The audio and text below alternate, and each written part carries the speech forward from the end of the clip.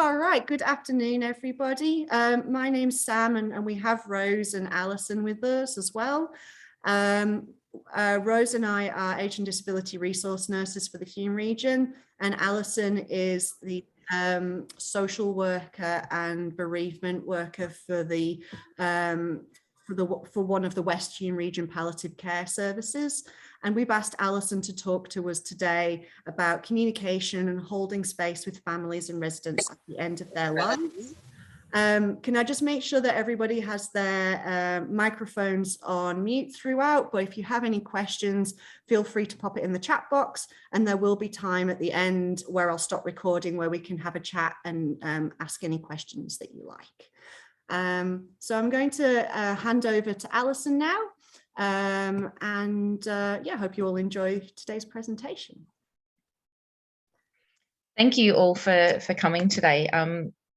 This is a journey. Obviously today's talk is about holding space, but none of us are experts. We can all try and do our best. I want to start by thanking everyone for being here and taking the time to learn how to improve to do this work. As a social worker, as Sam said, with Lower Hume Palliative Care, I'm passionate about how we can improve our communication and support for families at this time, and it's also not lost on me at how busy we are at the moment. We're all drowning in our work. We're all, in a caring profession, and I really thank everyone for coming today to hopefully learn something new and inform our practice. I think it's amazing, so thank you. As I said, I'm passionate. Sorry, I just need to move my screen a little. Passionate about communicating and supporting people emotionally through their whole life's journey. Obviously, death is no exception, and it's the only thing that we're really guaranteed to it's how we all go out of here. We need to do it better. I'm also keenly aware of how heavy and taxing this work can be, but it is so rewarding. The work we do can ease distress to our consumers and families and carers at the end of life, and it is powerful and impactful, makes such a difference. I know that you've all been on a journey through your Champions program to improve care for the dying under your care, and holding space is just one piece of that puzzle. They're all important factors and they work together. You'll find that you will be holding space in moments, and other is going to be practical. Sometimes it's going to be about psycho-ed. You're going to hopefully weave this into your practice. I'm sure you're already doing the work wonderfully already, and I ask you to share your thoughts and ideas and questions as we go through so we can all learn together, because this is, a learning. Ironically, I think, if a different person did this presentation, they would present very differently and different skills. We all do this work differently. Even myself last night, I thought I'd got my presentation in, and then some new stuff popped up on Facebook, some new learning, and I had to incorporate it. It's an evolving. We're constantly evolving and learning. I'm sure we all know people that do this work. We see them as the standard or the ideal model of, the person who can walk into a room with grace and be quiet and, be spiritual and feely and stuff. That is not me. And we all do this work our way, and our way is the only way we can do it. And it's going to work best for some clients. It's not going to work for others, and that's okay. So we need to be okay with that. Okay, so what is holding space? It's about allowing someone to be who they are and who they need to be in that moment. It's about going along for the journey with them. And we're going to talk about how to do that in the coming slides. The key to this work, it's not about doing, it's about being. And I know that's a big ask as nurses. Pretty much probably what brings you to this role is that you get things done, it's process, procedure, it's solving problems. But it's not the time for that. Holding space is about you being there. It's about you being in the room, being physically, emotionally, and mentally present for the other person, allowing them to be seen and heard. Distress at end of life will have many similarities across carers and consumers. However, everybody's story is different. What they experience, what they need, what they bring up will be unique to them. And we need to be there, okay, for that. This is not cookie cutter work. So we need the work to be what the consumer needs in this moment, what they need from us, and remember that being is the work. Grief too, we can also, holding space can also be called witnessing. And that's important because grief needs to be witnessed. That is part of the processing of grief. I'll talk only a little bit specifically about grief today, because I know there's further study and opportunity for that coming up, but it's an important factor in this. As humans, we're wired for connection. We strive to be seen and heard and not feel alone. Our consumers need a safe space to get what they need off their chest and to know they are being heard. It is all our jobs to be doing this. In grief and times of struggle, we feel like we're the only ones going through it. Our emotions are big and confusing, and many in our world may not be in a space that they can hold this for us. They may find it confronting and avoid conversations. We've probably all had situations where we haven't known how to call a friend after they've had a big loss, because we don't know how to hold that for them or don't know what to say. Our consumers are going through this same thing. Many in aged care too don't have people they can talk to. They may be estranged from family, isolated themselves over time. Distance may have separated them, and obviously COVID has amplified this situation for our consumers. We need to recognise that sometimes our consumers don't want to burden their families with their pain or their stories. So we may be the only person that's available to talk to them. They need safe people to disclose to, and that just might be us. As I said, I want to talk just a tiny little bit about grief today. So please do come along to the bereavement talk that's coming up. Is it a few weeks, Sam, or in a month? It's going to be in a couple of months, I think a bit later in the year, but we'll advertise it for everybody with a registration link closer to the time. Thanks. But I just wanted to touch on a few points I think that will inform the rest of our discussion. Remembering obviously that grief is not the only thing going on for our consumers at this time of end of life. However, grief can be about so many things, and applies in so many ways, whether it's processing past losses, anticipatory loss, grief over a diagnosis or lost function, grief of what could have been, what should have been, what may have been, grief over transitions, lost independence, family relationships, regrets. So grief does play out. I find most things can come back to grief in some regard. I've just got a few points about there. There's no right or wrong way to grieve. Grief is normal, grief is unique. As long as someone's not harming self or others, their grief is the way to grieve. Sometimes a little bit of psychoed, just normalising the grief experience and normalising what people are going through is all they need. Only a very small proportion of people actually need more intensive intervention on grief. It is part of the human condition. Let's not try and pathologise it too much. Another key factor, I've got the images there of the heart. Many people think that grief shrinks over time, but grief doesn't shrink over time. The grief, the loss, the what's missing, it stays the same. Life, however, can grow around it. It becomes maybe less acute in the pain in the moment. However, the actual loss and that sorrow that persists. And then I've just gone through some tasks of mourning that can kind of, I think, again, inform our work here today. We've got acceptance of the reality of the loss, and that's not actually necessarily just accepting that a death has happened or a diagnosis has occurred, for example. It's also recognizing and processing the scale or significance of that loss. So there's two elements. Sometimes people go, yeah, I know I'm dying, or yes, I know that my mother is dying, but they haven't actually sat there and realized what that actually means to them day to day, how that's going to be different, what that pain's going to be. It's just very, they get stuck in the pragmatic of it. Let's have a look. Working through the pain of grief being the and I'll say the next task. They're certainly not in order. They're just, I guess, grouped of tasks. As I said, grief needs to be witnessed. Denying emotions and downplaying them and leaving them unsaid can hamper the healing process. So people like to be able to talk about it, and that's where this holding space stuff really comes in. They need to talk through the process and the pain that they're going through. See, task 3, adjusting to the environment and life without the loved one. It's not about getting over or moving on, but finding ways to adapt to a new normal, building that new life. It's also about recognizing how roles have changed and adapting how relationships in our world have adapted. It's quite impactful.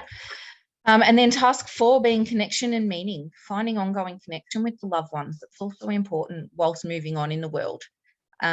I see it, and I see it play out in the bereavement support I do, about finding a way to move from that acute pain into thinking and remembering, for example, with joy, and about how they can share that joy and that who the person was to them, who their loved one was to them in their new normal, their new life. Okay, that's grief. So holding space, how to. Okay, just a few points. We provide a safe space. However, safety includes safety for the client or consumer, carer. It's also safety for us. Just because it's our job to be there and hold space doesn't mean we have to do it in every moment, or that we are able to have these conversations every time. Different days, you're going to have different abilities to do this. If something big's going on in your world, it's not the day. It's not the day for it, and that's okay. Holding space doesn't look like two-way dialogue. It actually looks one-sided. This is about the consumer. It's about them. Sometimes it looks silent. It's literally you sitting and letting them, be. The silence is okay. It's about letting them be who they need to be.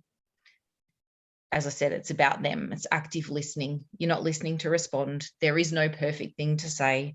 Take that pressure off. You can't say something to make it better. It's the being there that makes it better. Allow time.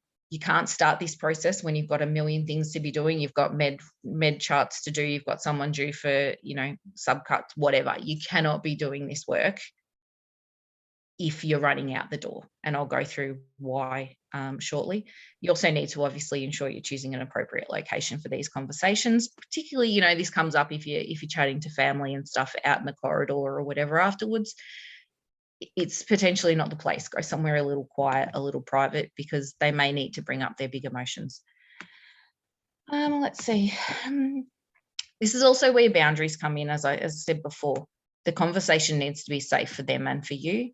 Setting your boundaries if it's not the time for you, or this particular client really reminds you of your father who, whatever happened and you're going to lose it and be in tears, it's not for you. You need to, you can step out and go, I can see you need someone with you right now. I can see this is really tough. Let me go get someone who can spend some time with you. I'll pop you in this office and I'll get someone for you. That is okay. And it's way better than you making it about you. It's not what they need in the moment. So some key skills. Gosh, I feel like I'm just talking. If anyone has any questions, feel free to let Sam know and she can interrupt me.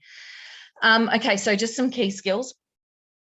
As I said earlier, we all do this work differently. I've done a ton of research for my own knowledge and also researching for this conversation today, and no two people have the exact same version of what this holding space and how to do it mean. This is what works for me. This is what resonates with me. So everyone does it differently. There is no specific order to this skill set or these key skills. They all kind of enmesh with each other. But Carl Rogers' work certainly, and his teaching on client-centered therapy forms much of my approach and kind of informs how I approach this today. So the key skills, I'll go through them on the following slides, but we've got self-awareness, intent, co-regulation, unconditional positive regard, congruence, empathy, and silence.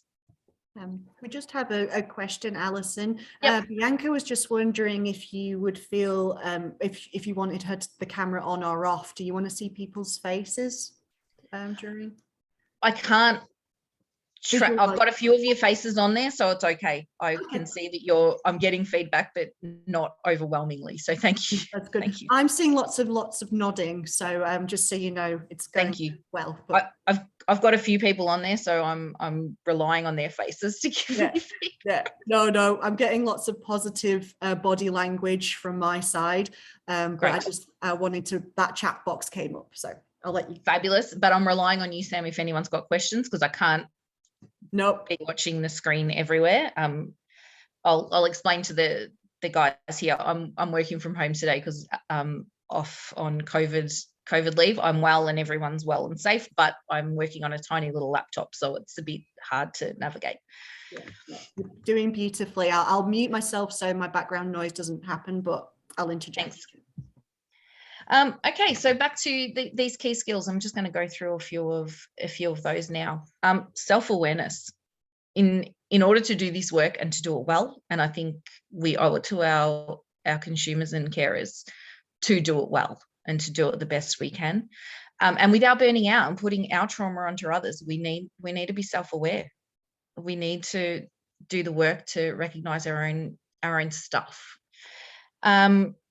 This work brings us into the room. It's not about us, but we are there. And we have to be, and it's that relationship that actually does the healing. We can't half-ass it. We cannot hold space if we're detached. It is based on our presence and our relationship with the client, particularly the consumers that we may have worked with over a long period of time. It's active work, and it takes energy and it takes mental weight, and we need to be aware of that. We need to be there for the client, but we also need to allow enough distance to know what the emotion, if the emotion is theirs or if it's ours, and that takes self-awareness, and that takes work, whether it's through supervision, peer support, using EAP. I go through that again at the end. Counselling, I'm all for counselling for pretty much everyone to know what we're bringing to our work and what's our baggage, really. As I said, this distance, it's boundaries. Bring up boundaries again. We'll talk more about this when we get to empathy.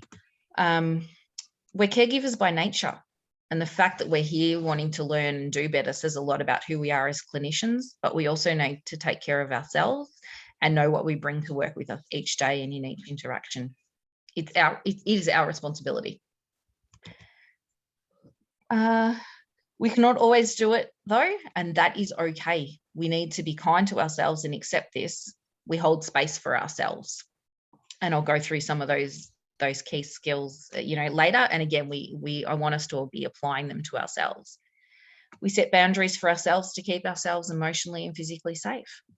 Perhaps contrary to what you were thinking, the boundaries don't get in the way of the work. They allow us to connect more deeply where we can. We can be curious and maintain safety for us and the client. And this is essential. And as I said, it helps them feel safe. And this is important. It's okay to step out if this is not the conversation for you. A particular client story or a particular client may be triggering for us. We may have raw personal stories. We may be overwhelmed on our home life right now, or just the workload, whatever it is. This work takes emotional weight. And if you're not in the space, please speak up. It's okay to say, Mary, thank you for sharing your story with me today. I can see it's been difficult, but due to my own history, I can't be the person to be here for you right now, but I'm going to go grab someone and they will be here soon, or whatever's appropriate for you in the moment. If you don't want to share that it's personal for you, you can just step out, say, I need to step, thank you for sharing. I need to step out though, and I'm going to send someone else in. I'm going to send whoever the person is. I'm going to get the manager or someone that may be close to them, or refer to the social worker or whatever's appropriate in your service. Keeping yourself safe is key, whether that's physically, it's also emotionally keeping yourself safe as well. We don't always get a warning, however, when these conversations are going to happen.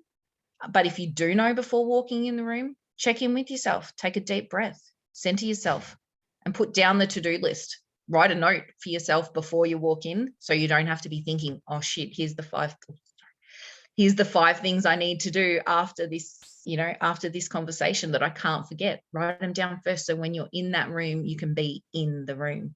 Because if you're running through that list, you are not holding space. You're not doing that client justice.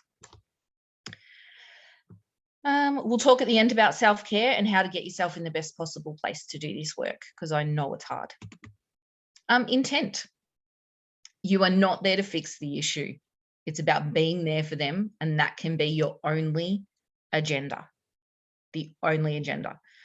As I said before, you're not doing this work in isolation, however, so there might, if the conversation comes up and they're discussing their distress and it comes up about their pain, well, of course you're going to say, okay, well, I can do something about that, and we're going to try. But we don't dismiss the emotional stuff with it and go, right, I've got a task to do, now I run out and I do that. We need to address both. But it doesn't stay in, oh, well, I'm only holding space for you now, so I can't fix the problem that clearly I have skill to fix, clearly can be fixed. As I said, this work brings us into the room, not as a center of attention, but energetically, we are an active participant and a container. And we have to work to be present and be an active listener in the room. We can't half-ass it and phone it in, as I said before. I think that might be, yeah. Also, if, for example, if they're making a complaint, we can hold space for them in that moment, listen, support. It doesn't require agreeing with them. And then we offer, say, okay, I'll get you someone who you can speak to, or here's the complaints process. So we don't just stick with holding space and talking about that. We can offer practical solutions as well, and then move backwards and forwards into holding space. Co-regulation. This sits quite well with intent, but we can have all the good intentions in the world, but if we're stressed and nervous or thinking about something else, those intentions mean jack to the client. They can tell. So co-regulation is about you sharing the calm. We often talk about this in terms of, that's why I've got the picture of the parent and the baby. We talk about this in terms of newborns, about sharing the calm when you've got a distressed child, but it actually plays out across the lifespan. They feel safe because you feel safe to them. And it's about your nervous, literally you walk in the room and your nervous system and their nervous system are talking to each other. Like it's just happened. For example, you walk into a room and you know a fight has happened beforehand. Nothing has to be said. You can't even see the people's faces, but you know that they've been in a fight in this room. It's because the nervous systems are actually, wired and saying this is not safe. We all know the difference between silence, that is, I'm angry, I'm not talking. Well, maybe I'm disclosing a bit much personal stuff, but there's definitely, a difference between my angry silence with my husband and my silence because I'm good, you're comfy sitting over there. There's a difference. This is co-regulation. So we need to be aware of what we're doing for the client. It's not about us following them down a rabbit hole of their emotion. It's about us being the calm, and we share our calm. For consumers that you've worked with for some time, this is not just an in the moment thing. If you have taught them over time that you don't have time for them, or that you're in a rush, or you're up and down because different days you're in a different mood. We all know we've worked with staff that you can just tell their mood on some day it's up, down. They've had a fight with their husband or whatever's gone wrong, and you can just feel it in the room. So you need to build this safety and trust over time. You respond consistently, you build relationships, you show you're interested in them, you keep your word, you show compassion over time. All these things are important to the client feeling, or the consumer feeling safe with you. If they don't feel safe, none of this work is the ship has sailed. It's not going to work. Unconditional positive regard. This is about validating their experience, even if you don't agree. That sounds really tough. I can hear how hard you tried. It doesn't mean you're saying, oh yes, that person was wrong And I agree that the doctors and us and blah, blah, blah, it's agreeing that their experience is valid for them. It's non-judgmental. It's being curious. It's asking open-ended questions to elicit dialogue.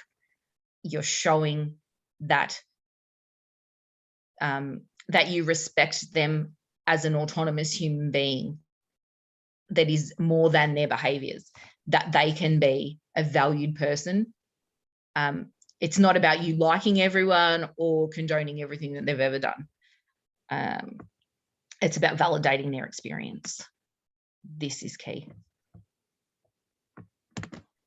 Congruent. This is about integrity, really.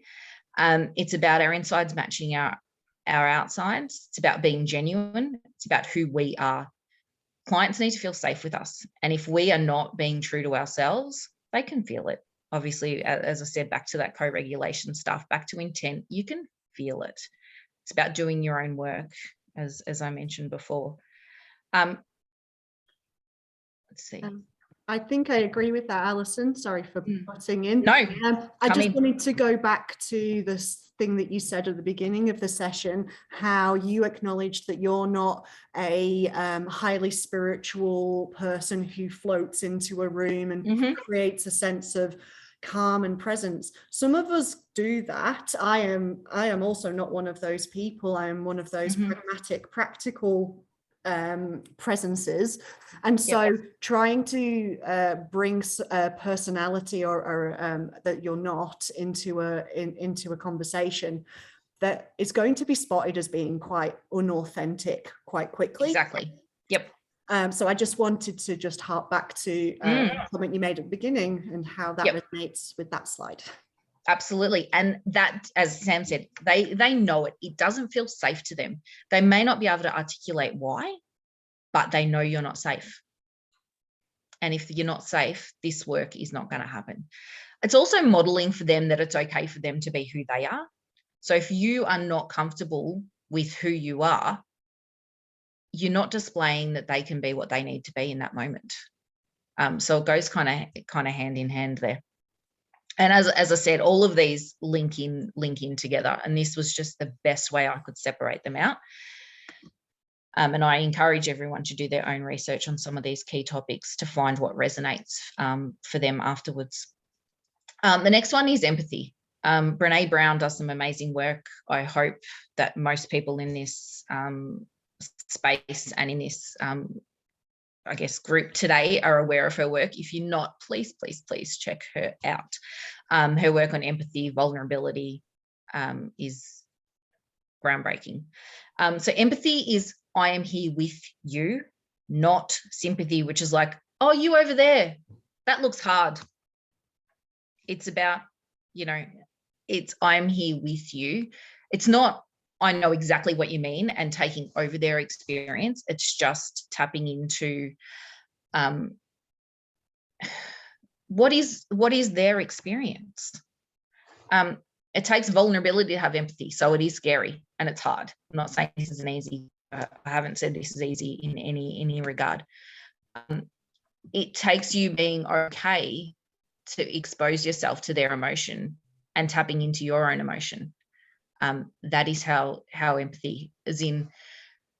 They're discussing their big emotion, and of you going, how if I was in their situation, in their exact shoes, and how would I feel, and trusting their experience of that. So it's not about you interrogating, going, yeah, but I'd do it differently.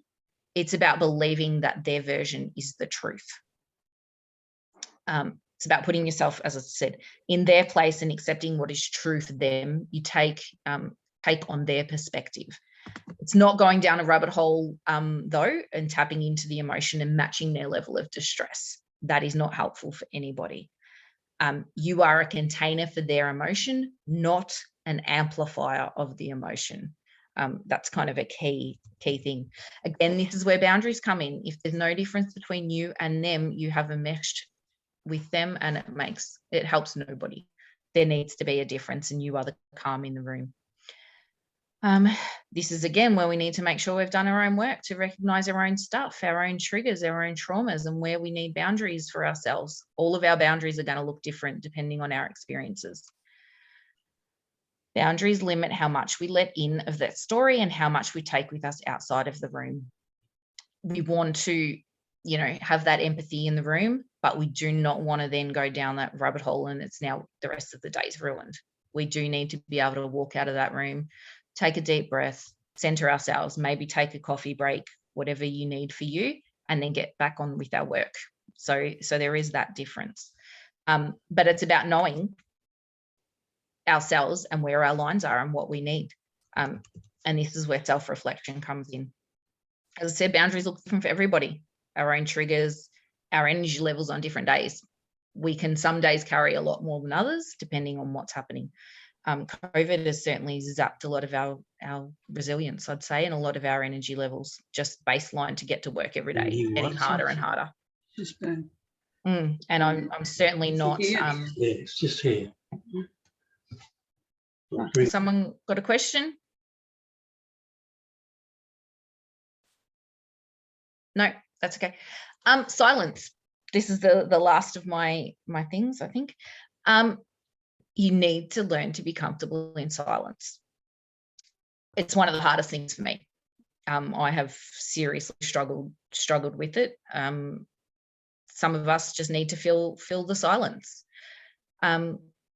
We may say stuff and feel that silence because we're not comfortable. However, healing and reflection happens in the quiet. So we need to allow space, and you will be amazed at what can come up for clients or consumers if we just give that little bit extra space.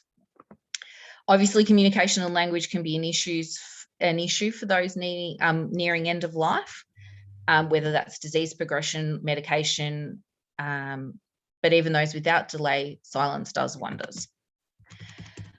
Most of the skills I've talked about today are not language skills anyway. They're about the being in the room and the presence. So even for consumers that are not able to communicate at the end, all this stuff still applies. When you are sitting at the bedside beside them, you are still holding space, even if they're not even aware that you're there. These same things apply. Their experience is valid for them. They're you need to be there for them. That is the point. The point is not about you. All of those things, you can't be sitting, if you were sitting at the bedside going through your to-do list, that feels very differently energetically to if you are sitting there just being for them. So I would encourage you doing that. So they're my key skills. So I guess what's next? Emotions are like waves. They come and go with intensity. Think of the ocean. Even the wildest storm passes. So these are just some little tips and thoughts on communication. Small things can make a big difference. Even the little things you do, they really do. It impacts healing. It impacts ability to cope. It impacts when a consumer's care as families walk out of the door. They're leaving their loved ones in our hands. And if we can let them feel safe and feel that we have held their emotion, they're going to have a hell of a lot more trust in us in caring for their loved ones. Take the pressure off yourself though, because there is no right thing to say. And we can all only try and do this work. Forgive ourselves and apologize if we get it wrong. When people have space to explore their emotions and speak their truth, they are able to find their own solutions. So this is where the work, it's not about you providing a solution or knowing the outcome. Sometimes just being there, and then they get to process it off later, and they come to their own solutions. And refer on if needed. Always refer, if clients seem to have big emotional stuff going on, mental health, GP, I've got some resources at the end of who to refer, who can provide mental health support for residential aged care residents. So yeah, refer on if needed. So self-care, we're on to us and what we need to do now. Be there for each other. We can only do important work of holding space and caring for others as we do, or we can't do that work if we don't have others holding space for us in other places, whether that's your work colleagues, whether that's friends at home, whether that's your partner, whatever. People need to be doing this work for us. And be there for yourself. We are the only one, oh gosh, I've written big long sentences there. We are the only ones we have, and no one can do the work. Oh, we are the only us there is, and no one can do the work that we do. So you might be the perfect person for one particular client and then not gel with another. That's okay. Leave it to someone else who gels with them, and you focus. Obviously, you need to be doing your job, but in terms of this holding space, extra conversations, you know, we are unique, and we're going to gel and resonate with different clients. But we must take care of ourselves to maintain this level of work, and because we deserve it. As I said before, you know, it's not lost on me how fatigued and overworked we've all been over this pandemic, but unfortunately things do not seem to be easing up. So we need to do our own work to protect ourselves. A side note though, and I've discussed this plenty of times with Sam, I'm not advocating self-care and, you know, for staff resilience and whatever, for the purpose of putting up with, sorry, I'm not explaining this well, putting up with this unprecedented times and system failure so you can suck it up more, but because you can do better, you deserve better, and you can feel more comfortable with the work that you're doing. This is not about you taking on more of a system that's failing. This is about you being the best you can be. Some days will be harder than others, and that's okay. This work is heavy emotionally. Some days are harder than others. Some clients are harder than others. It's okay to sometimes step back and take a break and let other staff take the lead. This work can trigger and traumatize us if we don't do our own work and step out when we need to. By developing safe and trusted relationships, it opens you up to people disclosing big stuff. So the better you get at this, unfortunately, the more stuff you're going to cop, the more conversations you're going to end up having. But that's the point. This is the work. This is where the magic happens. But we need to balance the cost and replenish ourselves, or we burn out, and that doesn't help anybody. Honestly, my best self-care tip and action I do is knowing I deserve the self-care and knowing my self-worth. That's the best tip I have. I know that self-care is the cost of doing what I do, and I love doing what I do. Therefore, it's simply a case of knowing I deserve care. I'd love to hear at the end, when we got everyone talking, of what they do for self-care and to build their self-worth. And then compassion fatigue. I just want to flag this because empathy lights up, giving empathy and doing this work lights up emotional areas of our brain, similar to us actually going through the emotion for ourselves, which can lead to compassion fatigue if we're not replenishing and doing this, doing our self-work. So I advise to be aware, as I said, of our own triggers, what brings up stuff for us, what is raw, and do the work to process it. So what does compassion fatigue looks like? It looks like changes in stress levels, changes in your desire to come to work, changes in our views of the world, fatigue, you know, changes in our mood, that kind of stuff. What do we do about that? Boundaries. Self-connections, we walk, we meditate, we mindfulness, we take time off, we have holidays. Sometimes just planning a holiday is enough to make a difference. So there's that window of hope, I think. And who are the helpers? EAP. I'm assuming all our services, we all have access to EAP, but counsellors, psychologists, supervision, whether from management, peers, speak to your management about supervision, to put down this stuff if you need to, and professional development, which is great, like you're doing here, to learn tips and examples of how to do this differently. And then I've just got some consumer resources, which, you know, for more support for them. The Swinburne Wellbeing Clinic are doing some fantastic work and do professional education and webinars around aged care. So if you haven't already seen their work, check that out. They also have a clinic where their master students who are supervised of psychology, social work and counselling, provide counselling for aged care residents and family members via telehealth. Obviously, if any of you are in Melbourne, they can do on-site stuff, but not in the region. And the PHNs also have funding for psychological therapy services for residential aged care programs. So speak to your local PHN provider for your local service. They can actually come in to provide an on-site, and they will provide up to 6 to 10 counselling sessions for residents in that mid to mild need of therapeutical services. So that's the end of my talk today. It was a beautiful talk. Thank you, Alison. What I'm going to do is I'm going to stop the recording and just open up to a bit of conversation and any questions that anyone is wanting to share. And then we'll also share our self-help tips and the things that we're doing as well. So I'm just going